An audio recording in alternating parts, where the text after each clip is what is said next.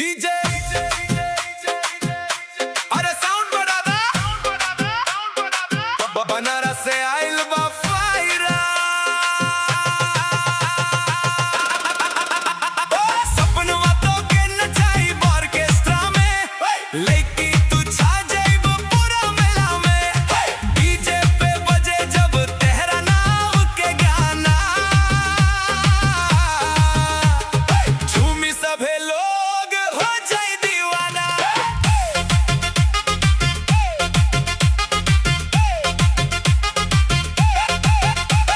लाल लहंगा में तू लागेलू कमाल नजरिया से मारेलू दिल पे बवाल कमरिया हिले जैसे झूला सावन में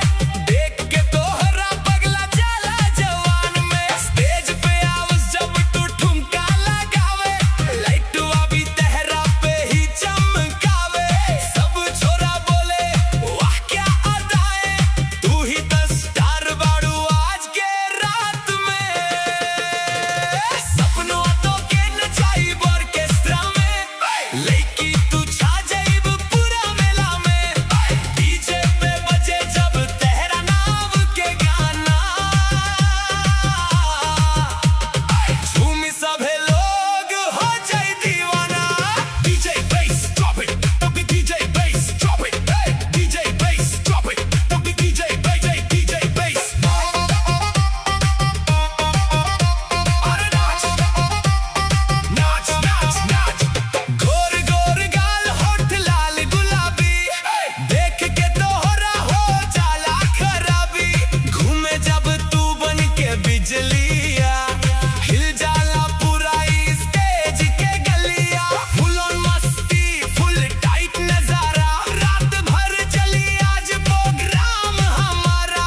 पब्लिक बोले once more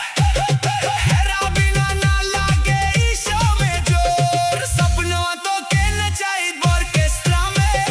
लेकी तू छा जाइब पूरा मेला में डीजे पे बजे जब तेरा नाम के गाना झूमी सभे लोग हो जाए दीवाना। डीजे स्लो कर अब दिलवा के बात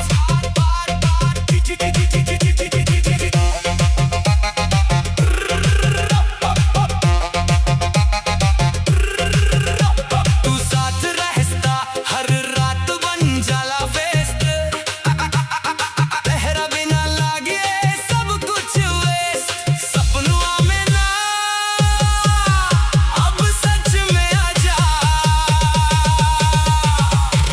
अब ऑर्केस्ट्रा में दिलवा के राजा बन जा डीजे DJ